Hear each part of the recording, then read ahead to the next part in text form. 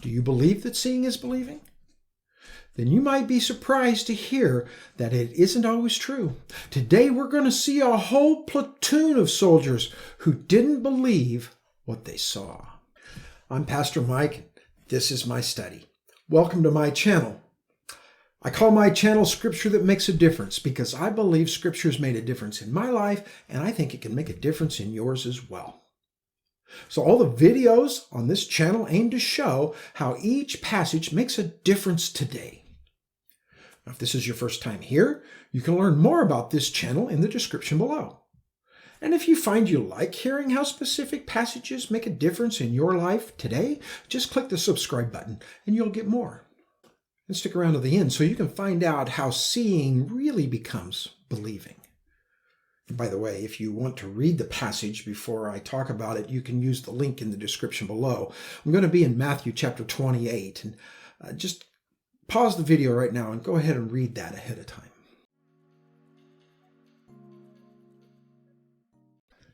It just happens that the day I'm recording this video is Easter Sunday, and so this concept of seeing and believing is appropriate to the season. We're all familiar with the phrase, seeing is believing. It basically means that we need to be able to see something with our own eyes before we can accept that it really exists or occurs. While I think the concept has its limits, sometimes it's overused, it does have some value. It's wise to look at the evidence. The real question is, do we? And as I interact with people, I basically see 4 different reasons why they don't look at the evidence for whatever issue they might be dealing with at the time. The first is apathy.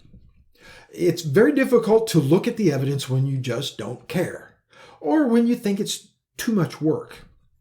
Another is ignorance. Some people just don't know what to look for, or where to look to find the evidence. But more than that, sometimes we ask the question in a way that skews the evidence we get back, especially if you're doing a Google search. If you word your search in a certain way, you're going to get certain responses. The third reason might be fear. There's a certain anxiety with what happens if I find out it's true.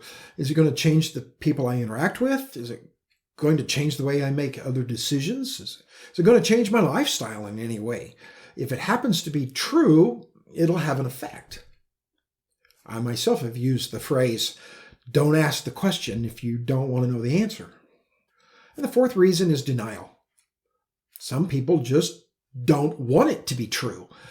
We're all guilty of that at some point, of if I just don't want whatever it is that we're talking about to be true, therefore I'm not going to look too closely at the issue. But these 4 reasons for not looking at an issue don't prevent the negative outcomes of not checking out the facts.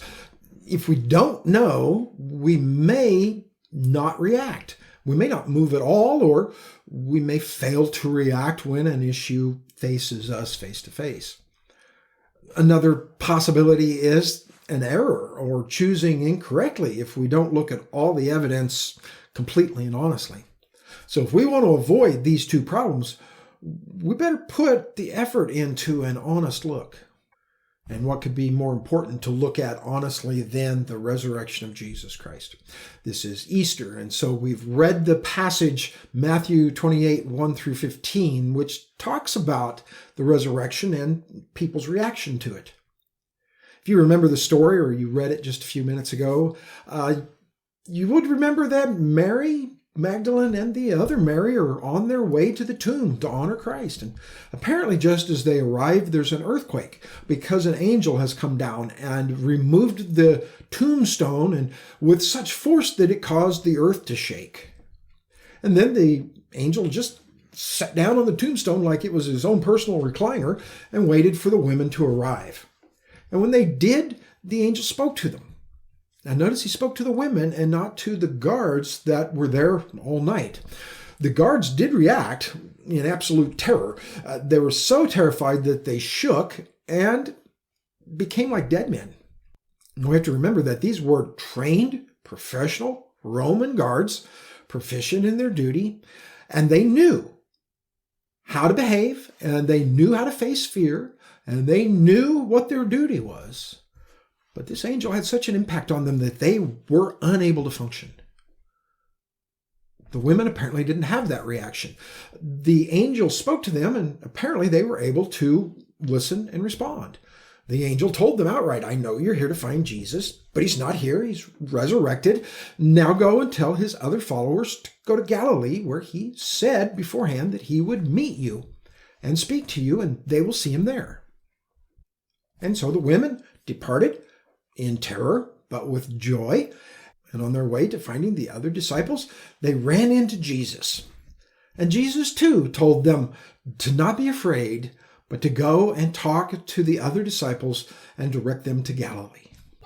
Matthew goes on to tell us that the guards also responded. Once they got their wits about them, they got up and went to the priests, knowing that they couldn't go to Pilate because their life would be in jeopardy for not succeeding in their mission of keeping the body secure.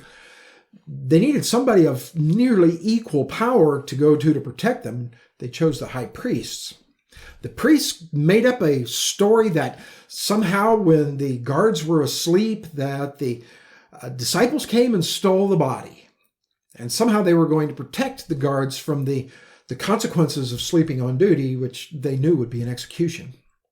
Matthew finishes by telling us that that story had circulated for the 30 or so years between the event and the time that Matthew was writing his account. But now that we've looked at the story just briefly, let's take a deeper look at the participants in this story.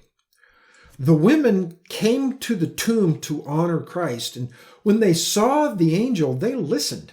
Even though they were afraid, they were able to control their emotions enough to hear the message and to obey, to leave that place where Jesus' body no longer lay and go and announce to the other disciples that he's resurrected. It seems that they were able to take an honest look at the events around them and were convinced. The guards also responded. They were terrified. They became like dead men. These veteran Roman soldiers, they're called soldiers later in this passage, before when Pilate told the high priest to secure the tomb, he'd said, take a guard. The guard seems to mean a bodyguard, a group of 16 soldiers who were veteran enough to be trusted with guarding someone or something of great value and were trained in order to defend them against any kind of an attack. But when they realized that their protection had failed, they were terrified of the results from Pilate, so they went to the high priests and made an announcement. Essentially, told the truth of what really happened. But then they bought into the lie. They accepted the advice to lie about what happened. It seems that they didn't honestly look at the events, and thus were not convinced. From this passage, I come to the conclusion that for seeing to be believing, we have to take an honest look without preconceptions or denial. And an honest look basically requires three things. First, we have to collect the evidence completely. We can't just collect the evidence that we like. We have to collect all the evidence, and our conclusion has to be consistent with all that's been presented. Once we've collected that evidence, then we have to evaluate it fairly. If we're unfair with the evidence that we have, we're going to skew the conclusion one way or the other. We have to be fair with what evidence is presented to us. And then we have to react to that evidence sincerely. Just knowing in our head what the truth is rarely brings a change in behavior. We have to let it get into our hearts and then out through our hands and out through our mouths, so that it changes our behavior and we can say that we've reacted to whatever it is we've evaluated in a sincere fashion. And there are consequences to either decision we make, whether we sincerely react or we do not allow the evidence to change our behavior. We could be like the guards who were not convinced and therefore unprepared for the future. They had to go and get help. And then they became enslaved to a lie that would follow them for the rest of their lives. But we might, if we're sincere, end up like the women.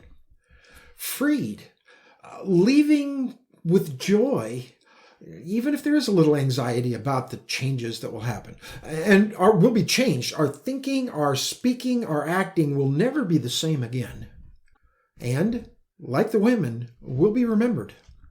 I don't think there's anyone who can call up even one name of those 16 Roman soldiers that were guarding that night, but we always remember the name of Mary Magdalene and the other Mary, who honestly looked at the evidence and responded in an intelligent way.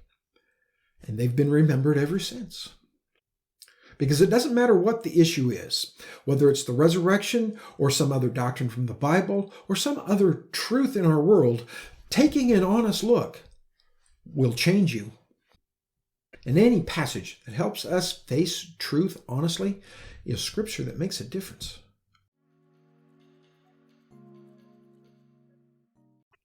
So what's your favorite evidence of the resurrection? Please put that in the comments down below, and we'll have an ongoing conversation on this topic. I'd love it if you put other thoughts there as well. You can ask questions. I'll respond just as soon as I possibly can. And you can make suggestions also for future topics down the road. If you've gained any value by watching this video, please click that thumbs up button. And if you like hearing how specific passages can make a difference today, click the subscribe button and click the bell so that you're the first to know when I've released a new episode. And please help us get the difference-making message of the Scripture to all your friends and family by sharing it on your favorite social media. And if you happen to ever be anywhere near Enid, Oklahoma, please come by and visit us. Our address is on our Facebook page. I've left a link to that in the description below. I hope we'll get to meet sometime soon. And until next time, consider this. Only an honest look will produce an honest trust.